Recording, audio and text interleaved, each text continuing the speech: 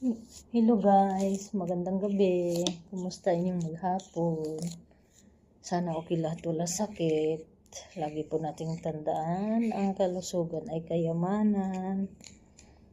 Kaya ingatan po natin ang ating katawan at bigyan prioridad ang ating kalusugan. Lalo na sa may mga edad na. Ingat sa mga kinakain.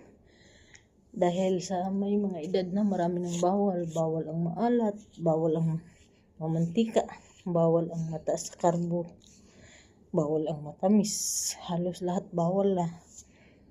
Kung maaari, prutas, gulay. Yung mga karne, bawas na. At yung kailangan natin mag-exercise. Huwag kalimutan mag-exercise para yung mga ugat hindi magbabara yung dugo sa ugat. Manatiling maganda yung daloy ng dugo. Mag-circulate ng maayos yung dugo sa mga ugat natin. Kasi pag nagkabara-bara na yung dugo sa ugat yun yung madalas naging dahilan na nagkaroon ng heart failure. Ako, ito nga nung medyo bata pa ako, hindi ko pinapahalagahan yung kalusugan. Banat ng banat kahit na mahilig sa puyatan, sa kahit anong pagod, hindi iniinda. Although itong mata ko, bata pa lang ako nasira na to dahil sa tahi at paggawa ng cross stitch noon. Nung medyo kabataan ko pa yun ang nakasira sa mata ko, tahi at cross stitch. Pagtungtong ko ng mga halos mag 40 years old, doon na naglabasan na yung sari-saring sakit na katawan. High blood na, mataas na yung sugar, naka-boundary na, yung cholesterol. Tapos, malilimutin na yung nagagawa ko nung kabataan ko, hindi ko na kayang gawin ngayon.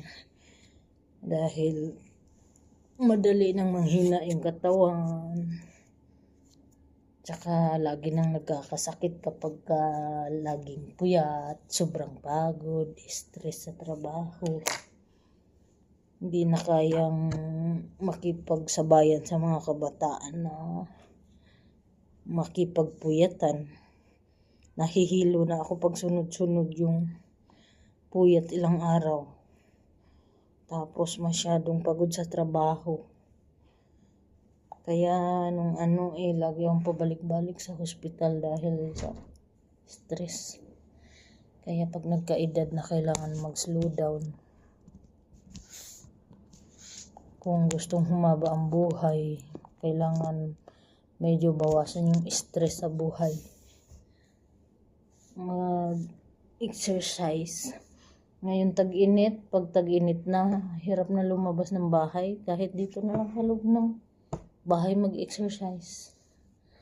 Kasi pag lumabas ka, parang mas maluto ka sa tindi ng init. Yun lang guys, magandang gabi. Mapayapang pagtulog para sa lahat. Ingatan po natin na ating katawan at kalusugan. Bigyang halaga. Ako gusto ko humaba ang buhay ko. Gusto ko umabot ng between 85 to 90 years old para ma-enjoy yung talagang buhay.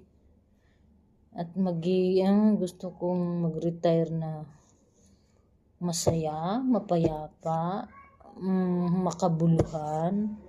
Yung meaningful and comfortable yung buhay ko. Yun lang. Bye. Happy weekend. Good night. Mapayapang pagtulog para sa lahat. Kita tayo bukas.